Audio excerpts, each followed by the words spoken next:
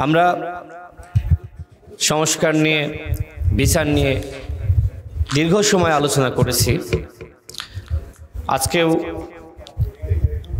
জাতীয় ঐক্যমত্য কমিশনের পক্ষ থেকে সকল দলকে ডাকা হয়েছে। এতদিন যে আলোচনা হয়েছে সেই আলোচনা আসলে কিভাবে বাস্তবায়িত হবে, এই মুহূর্তটা আসলে আমাদের জন্য খুব কঠিন। কারণ সব দলগুলো মতামত দিয়েছে, কিন্তু সেটি আসলে কোন প্রক্রিয়ায় বাস্তবায়িত হবে। অনেকে দাবি করছে এটি অধ্যাদেশের মাধ্যমে বা নির্বাহী আদেশে অথবা গণভোটের মাধ্যমে। নানান প্রস্তাবনা রয়েছে, যে কারণে রাজনৈতিক দলগুলোর মধ্যে যে ধরনের ঐক্যমত থাকা দরকার ছিল, এই মুহূর্তে আসলে আমাদের একতার যে প্রশ্ন, সেটাই এক ধরনের প্রশ্নবিদ্ধ। আমরা যেভাবে সবাই মিলে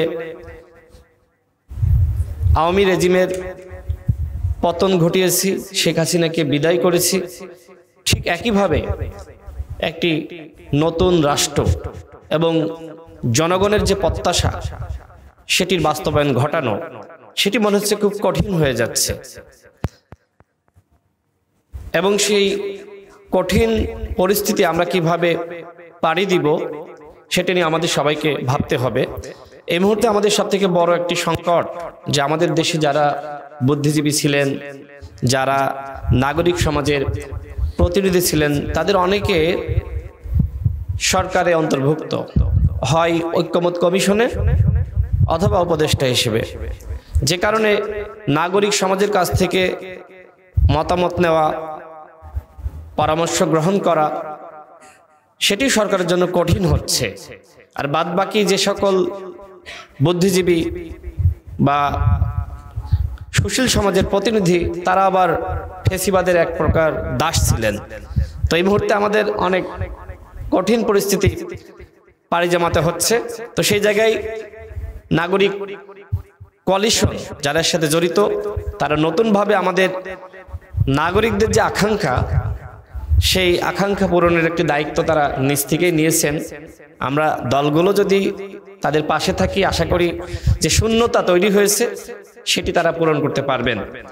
এখন নির্বাচনের বিষয়ে যেটি বলি, দেখেন সংস্কারের একটি গুরুত্বপূর্ণ অংশ হলো নির্বাচন। একটা সময় এই ধরনের পরিস্থিতি সৃষ্টি করা হয়েছিল যে নির্বাচন নিয়ে কথা বলা যাবে না। এখন মোটামুটি আমার কাছে যেটি মনে হচ্ছে যে এই সরকারের কাছে মানুষের আর খুব বেশি আস্থা বা ভরসার জায়গাটা নাই। যেটি জিয়া ভাই বললেন যে সরকার অত্যন্ত দুর্বল সরকার, সেই জায়গায় মানুষ মনে করছে ডক্টর মোহাম্মদ ইউনূসের সরকার, তিনি যদি একটি সুন্দর নির্বাচন জাতিকে উপহার দিতে পারেন, এটি হয়তো এই সরকারের সবথেকে বড় সফলতা। তাহলে কি গণহত্যার বিচার বা সংস্কারের যে আকাঙ্ক্ষা, সেটি কি পূরণ হবে না? দেখেন, সংস্কার কিছু এই সরকারের মেয়াদে করা সম্ভব, আবার এই সরকারের মেয়াদে কিছু সংস্কার বাস্তবায়ন করা সম্ভবপর নয়। এবং এই বাস্তবতা আমাদের মানতে হবে। হয়তো আমাদের ভিন্ন বক্তব্য থাকবে, প্রত্যেকটা দলের এজেন্ডা আলাদা, কর্মসূচি আলাদা, কিন্তু আপনি চাইলেও কি এই মুহূর্তে আরেকটি তত্ত্বাবধায়ক সরকার গঠন করতে পারবেন? মানে আমরা তো সংস্কারের বাস্তবায়নের কথা বলছি, যে বিষয়ে আমরা একমতে এসেছি, এটি কি আদৌ সম্ভব? মনে করেন এই সরকারকে বাদ দিয়ে আমরা আরেকটি সরকার, নির্বাচনকালীন নিরপেক্ষ সরকার বা তত্ত্বাবধায়ক সরকার গঠনের উদ্যোগ নিলাম, দলগুলো কি একমতে আসতে পারবে? সেই বাস্তবতা আছে এই মুহূর্তে নাই। সুতরাং কিছু কিছু সংস্কার আমরা চাইলেও এখন বাস্তবায়ন করতে পারবো না, সেটা আমাদের মেনে নিতে হবে। তবে যেইটা আসলে সম্ভব, সেই সংস্কারগুলো অবশ্যই বাস্তবায়ন করতে হবে। সংবিধানের যে বিষয়টা বলি, সংবিধান যদি এই সরকার শপথ নেওয়ার আগে স্থগিত বা বাতিল করত, সেক্ষেত্রে সংবিধান নিয়ে যে প্রশ্ন এখন সামনে আসছে যে গণভোট বা নতুন সংবিধান, এই সংকট আসলে সৃষ্টি হতো না। এখন আপনি এক বছর আগে যেটি পারেননি, এক বছর পরে সেই নতুন সংবিধান বা গণভোটের মাধ্যমে সংবিধান, এটা খুব কঠিন।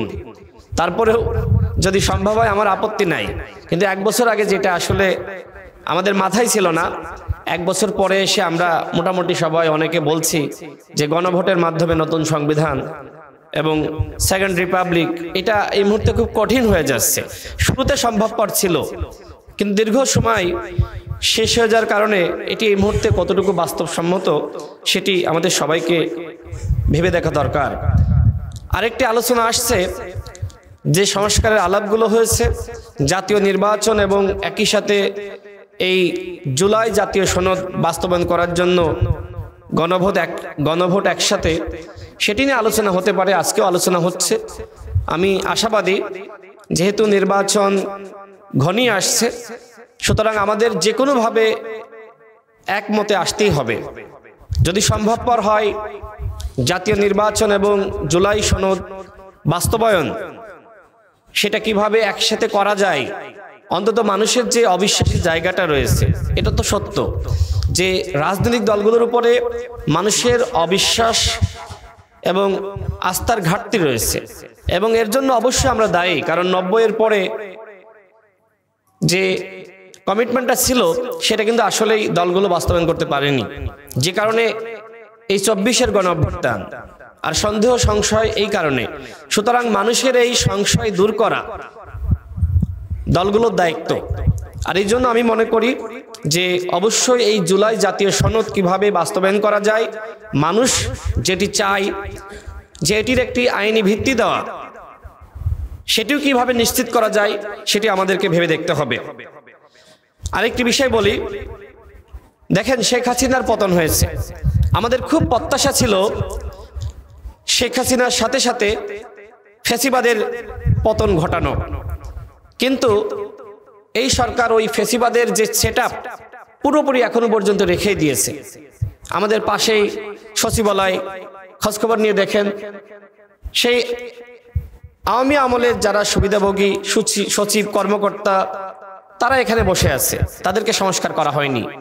পুলিশের মধ্যে দেখেন ছাত্র জনতার বুকে যারা গুলি চালিয়েছে, কয়জনকে গ্রেপ্তার করা হয়েছে, কয়জনের নামে মামলা দেওয়া হয়েছে, র্যাব, বিজিবি, এমনকি সেনাবাহিনীকে নিয়েও প্রশ্ন আছে, যেটি নিয়ে আলাপ তোলা এক ধরনের খুব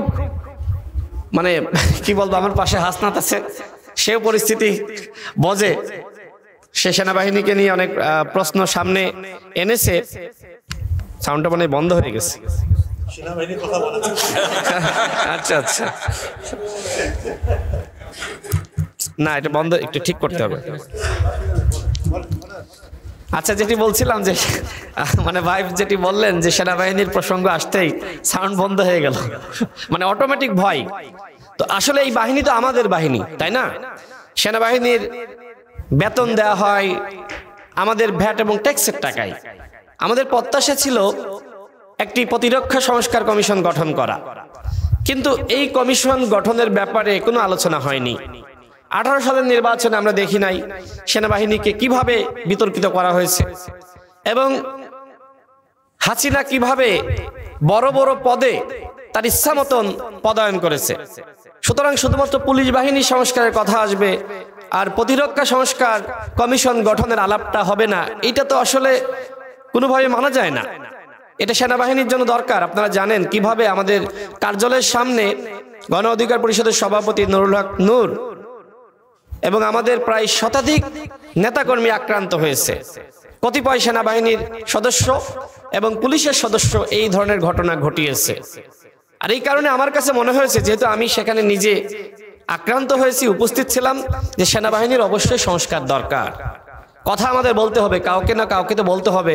আমার পাশে হাসনাত রয়েছে, সে বলেছিল, অনেকে তার উপর ক্ষুব্ধ হয়েছিল, সেও আতঙ্কের মধ্যে থাকে। আবার আমরা যখন বলা শুরু করেছি, আমরা আতঙ্কের মধ্যে যে কখন কি হয়। আমরা ডিজিএফআইকে নিয়ে বলেছি যে গোয়েন্দা সংস্থার কেন সংস্কার হবে না বলেন?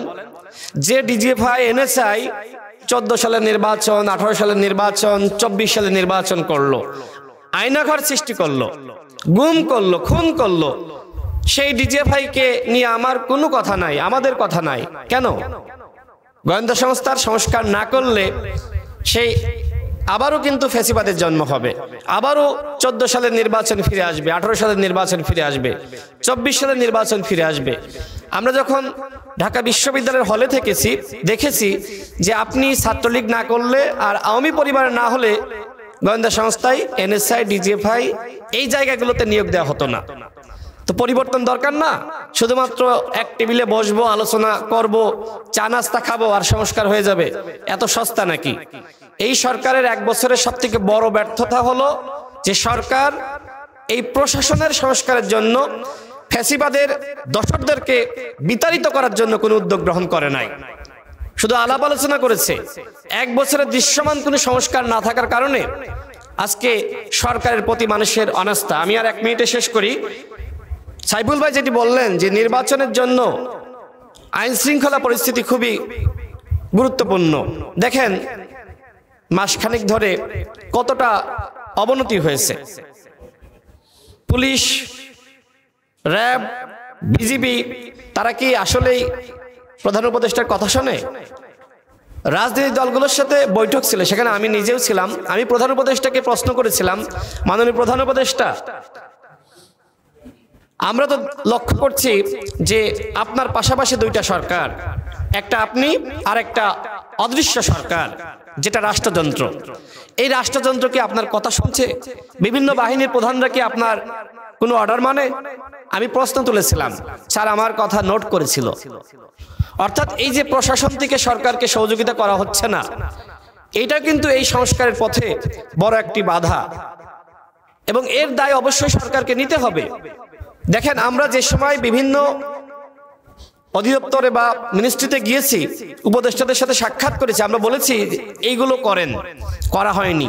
তারা মনে করেছে 16 বছরে বিএনপি জামাত তকমা দিয়ে যে সকল কর্মকর্তাদেরকে বঞ্চিত করা হয়েছে, এদেরকে যদি আমরা ফিরিয়ে আনি সেক্ষেত্রে তারা ওই দলের এজেন্ডা বাস্তবায়ন করবে। সুতরাং আওয়ামী লীগের যারা আছে এদেরকে ভয় দেখিয়ে কাজ করাই। শেষমেশ কি হলো? শুধুমাত্র হাসিনার বিদায় হয়েছে, ফ্যাসিবাদের কোনো বিদায় হয়নি। তো কথা বড় হয়ে যাচ্ছে। সর্বশেষ বলি, জিয়া ভাই বলেছিলেন এই সরকার দুর্বল সরকার, এই সরকারের অনেক ভুল আছে, আমরাও সমালোচনা করি, কিন্তু এই সরকার ব্যর্থ হোক সেটি আমরা চাই না। আমরা আশা রাখতে চাই এই সরকার একটি অবাধ, সুষ্ঠু, নিরপেক্ষ নির্বাচন জাতিকে উপহার দিতে পারবে। আমরা ডাকসুতে দেখেছি আচরণবিধি লঙ্ঘনের কিছু অভিযোগ রয়েছে, কিন্তু কারচুপি হয়নি। সুতরাং আগামী নির্বাচন যাতে অবাধ, সুষ্ঠু, নিরপেক্ষ হয়, সকল দলের অংশগ্রহণ নিশ্চিত হয়, সে বিষয়ে আমাদের সকলকে আন্তরিক হতে হবে এবং কেউ নির্বাচনে যাবে কেউ যাবে না সেই ধরনের পরিবেশ যাতে না তৈরি হয়। ওই ধরনের পরিবেশ তৈরি হলে আরেকটি একতরফা নির্বাচন হবে এবং সেই নির্বাচন আন্তর্জাতিক মহলে গ্রহণযোগ্য হবে না। সুতরাং আমি দলগুলোর প্রতি আহ্বান রাখতে চাই যে আপনারা সবাই নির্বাচনে অংশগ্রহণের প্রস্তুতি নেন। আমাদের ভিতরে বিতর্ক থাকবে, কিন্তু আমরা যদি এই বিতর্কের অবসান ঘটিয়ে নির্বাচনে সবাই অংশ না নিই, সেক্ষেত্রে সব থেকে লাভবান হবে আওয়ামী লীগ এবং ফ্যাসিবাদ।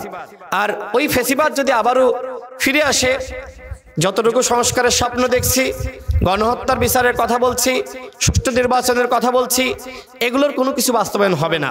সুতরাং আসুন আমরা সবাই একতাবদ্ধ থাকি, নির্বাচনে অংশ নিই এবং আগামী নির্বাচন যাতে অবাধ, সুষ্ঠু, নিরপেক্ষ হয় সেজন্য সরকারকে আমরা প্রত্যেকটা দল সহযোগিতা করি।